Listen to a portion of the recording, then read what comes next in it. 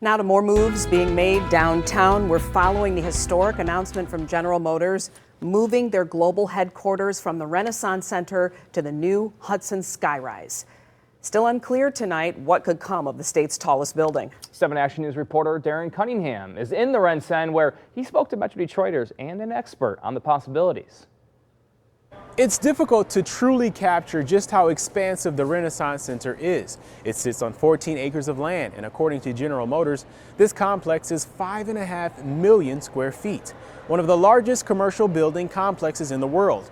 Well, now its main tenant is preparing to pack some boxes and move. It is a shocker because when we came down today, I was curious myself.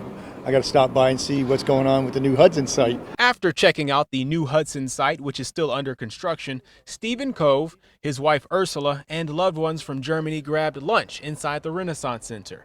That's where we met them, letting them know General Motors announced plans to move to a new permanent home at the Hudson site next year. I would like to know what that would mean if this happens. You know, being that it is a GM, that's what draws everybody here.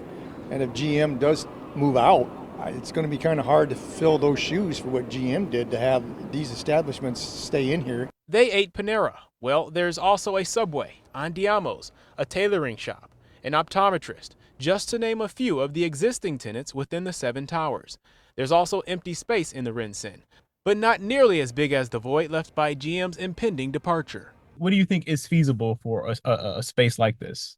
I brought the thoughts and questions we came across to a real estate development expert, Brian Connolly, an assistant professor at the University of Michigan Ross School of Business.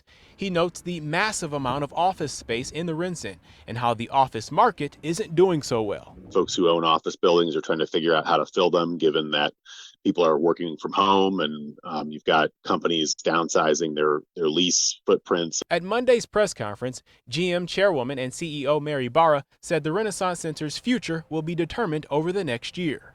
We'll explore new ideas for the complex, including the possibilities for commercial or residential or mixed use. Mayor Mike Duggan pointed to Bedrock's renovation of Book Tower as an example. What used to be office space is now residential. As Barra mentioned, the RenCen could share a similar future. I know there's a lot of interest in converting older office space to residential use. That's a really challenging thing to do. There are a lot of building systems and things that need to be upgraded and modified in order to be able to do that. But hey, this is the RenCen Center. It's right on the Detroit River. Maybe somebody wants, a penthouse unit in the RenCen Center. In Detroit, Darren Cunningham, 7 Action News.